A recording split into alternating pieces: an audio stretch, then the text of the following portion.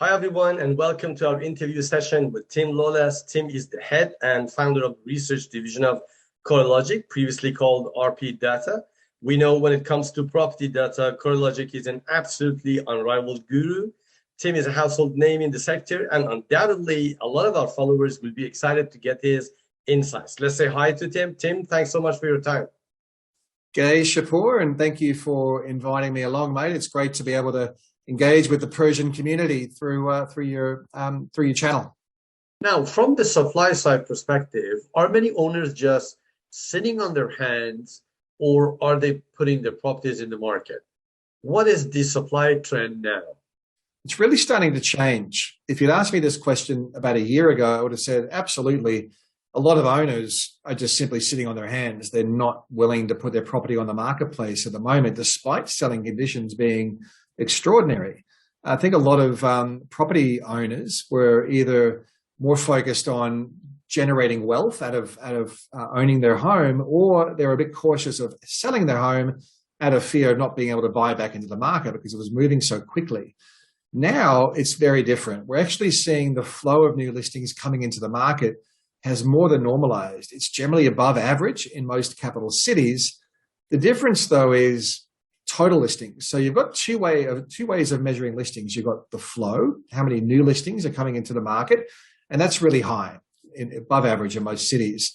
But then you've got your total inventory levels, or what you can describe as stock. So you've got flow and then stock, and the stock levels are very different. So go to a market like Brisbane, and we're still seeing the number of homes that are being advertised for sale. The total number of homes is about 40% below average. It's about 40% below average in Adelaide.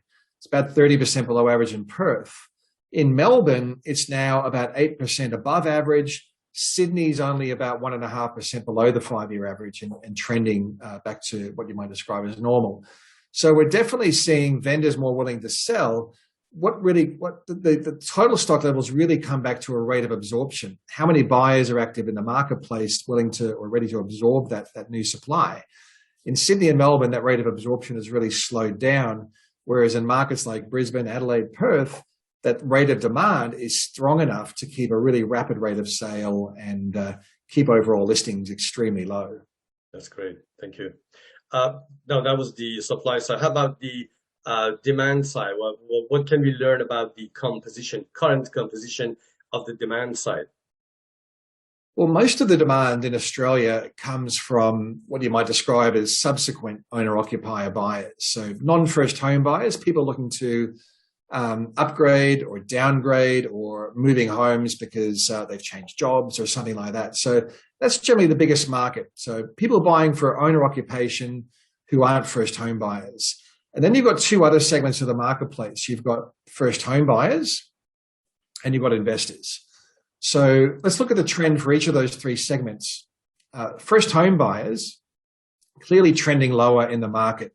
The first home buyers tend to be really responsive to stimulus, and they really surged into the marketplace early in the pandemic, taking advantage of the blend of things like home builder together with the first home loan grants, home buyers grants, and a 5% deposit guarantee. That really, gave a lot of first home buyers an ability to access the market, along with more affordable housing stock, say, a year and a half ago as well. Now, first home buyers are really fading in the marketplace. They're about 24% of overall owner-occupier mortgage demand, so a little bit below average now. But investors are really starting to ramp up. We're seeing investors now at about 33% of mortgage demand, so about a third. Long-term average is 35%, so investors are getting back to what you might describe as normal levels.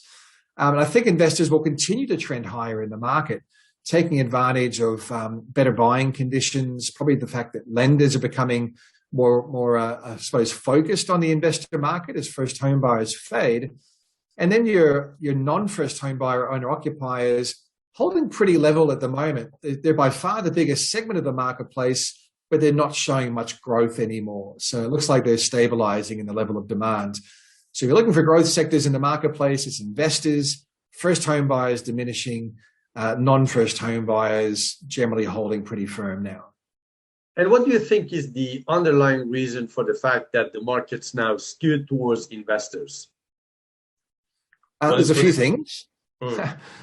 So investors in Australia are generally motivated by capital gains, right? You have investors that are capital gain driven, or investors that might be yield driven, and then you've got investors that look for a blend of both, which is probably the healthiest investment philosophy, is to try to locate well in an area that's got a strong rate of capital gain or prospects for, as well as getting some cash flow coming through, or a minimum amount of negative gearing. So it really depends on what the investor's strategy is. But I think the fact that we're seeing investors becoming more active now comes back to the fact that we're seeing very tight rental markets. Vacancy rates are generally around the 1% mark, if not lower, in most of the major rental markets. We're seeing rental yields are just starting to repair a little bit now as well. So rental yields are generally quite low in Australia historically, but Sydney and Melbourne are seeing rental yields below 3%, gross yields below 3%. They'll gradually start to recover now, as well as rents rise faster than housing values. And then you've also got, I think a lot of investors would appreciate that interest rates are very low. And even though they're going to be rising, they'll probably remain quite low for the next few years at least. So, a lot of factors that I think investors are probably motivated by. But overall, as the housing market slows down in terms of the growth rate, that could gradually become more of a disincentive for investors. But of course, most investors are there for the long term rather than trying to buy and sell in the space of a year or two. Oh, that sure sounds quite right intuitively, because when the rental market is tight, there's no reason to go for capital growth. I mean, investors who were after capital growth bought a couple of months ago. I see a lot of investors being interested to enter the market, even in this softening market.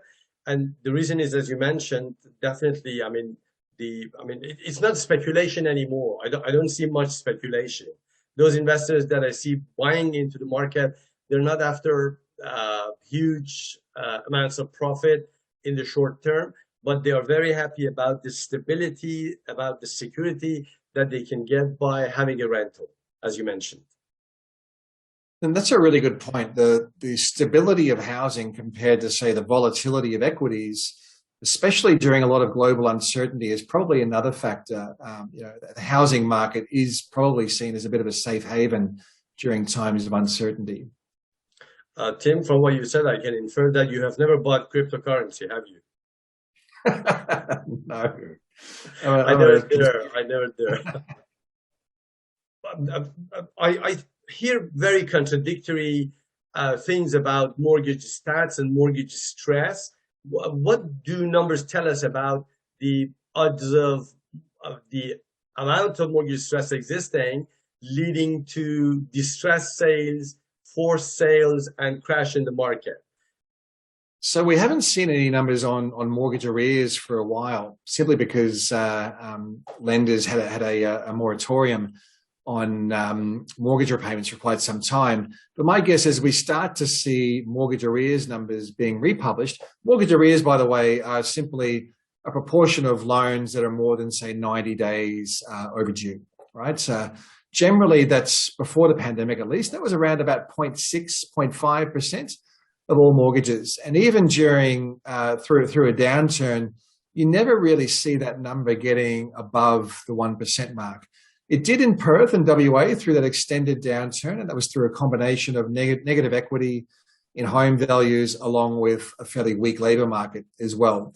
So as long as we see the labour market remaining as tight as what it is, and probably it will get tighter, in fact, as long as we see the economy holding up and interest rates not normalising back to, say, average levels really quickly, I'm not expecting there's going to be any material level of distress in the Australian housing market.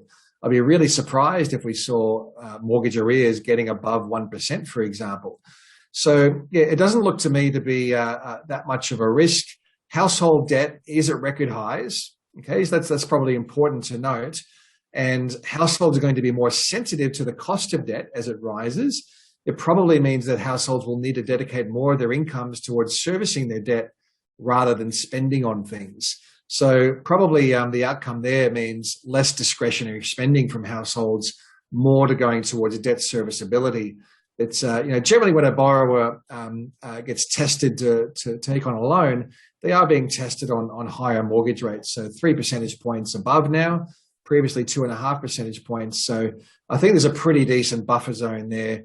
Other stats you see from the RBA is that there's a pretty substantial offset buffer that's been built up by most borrowers as well. The exception there would be for recent home buyers or for first home buyers who simply haven't had time to build up a level of or a financial buffer or a level of equity in their dwelling. So there's definitely some risky elements there, but I think across the board, we're generally seeing across the Australian housing asset class, the overall loan to valuation ratio is around 22, 23%. So it's very low. It looks like a pretty safe asset class to me at the moment. I mean, as you mentioned, when there is interest rate rise, I mean, cash rate and then variable rates, when there is variable rate rise, we always expect some degree of mortgage stress, but that degree is not significant enough to sort of cause a crash in the market, right? Yeah, we're not expecting there to be a raft of distressed listings coming on the market or forced sales. Be very surprised if that transpired. If it did, then absolutely that would be a source of additional downwards pressure on housing prices. But I think it's a fairly outside risk. Tim, how much of a bubble do you see in the property market having formed in the last year or so? Yeah, I don't think there's a bubble, and it's a term that's used a lot without really thinking about what a bubble means. A bubble generally implies that we've seen this inflation of the asset values, which we have, but it also implies we're going to see a really sharp downturn as the bubble pops. I simply don't think that scenario, that outcome is going to happen. It's going to be, well, if history is anything to go by, we generally see these strong upswings followed by a period of a downturn. We could see Australian housing values fall, say similar to the last downturn, which is down about 8% to 9% nationally. Maybe something similar to that. But this has been a much shorter and sharper upswing. So potentially we could see that the downturn minimized because of that, along with a fairly strong economy as well. So chances are we'll see that it's more of a deflation of that bubble, for using that word, rather than a pop. It's time will tell. As I said in the last question, I think the economy's in a pretty good position at the moment. If you want a job, you can generally get a job in this economy, which is probably the main factor on keeping distressed or forced sales off the market. Sure. And to paraphrase what you just mentioned about the concept of bubble, a layman's concept of a bubble is perspective. That is, a layman says prices are increasing sharply, so a bubble is forming. In other words, they expect prices to get corrected significantly in the future. Okay, this is a layman's view, but the professional's view of the bubble is retrospective. There was a huge rise of prices and then there was correction, so we can conclude there was a bubble. A bubble can never be predicted. Maybe it's just a sharp increase in prices. Is that right?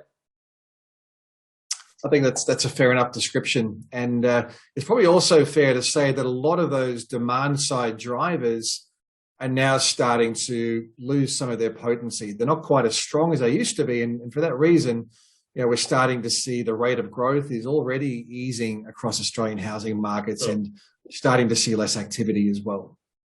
I mean, one recent podcast I predicted based on data derived from Corelogic that due to unprecedented huge price difference between houses and apartment units and due to affordability issues, buyers will show a renewed amount of interest in the apartment market. Now, how do you assess the future of loss-making inner city apartment units in Australia?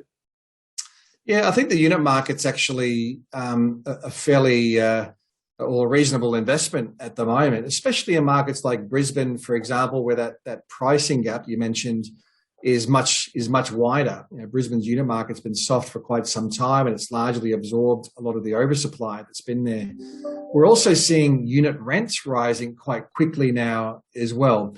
So we are seeing investors probably becoming more attracted to some of those inner city apartment markets simply because rental markets are so tight and they're seeing some pretty decent rental income coming through.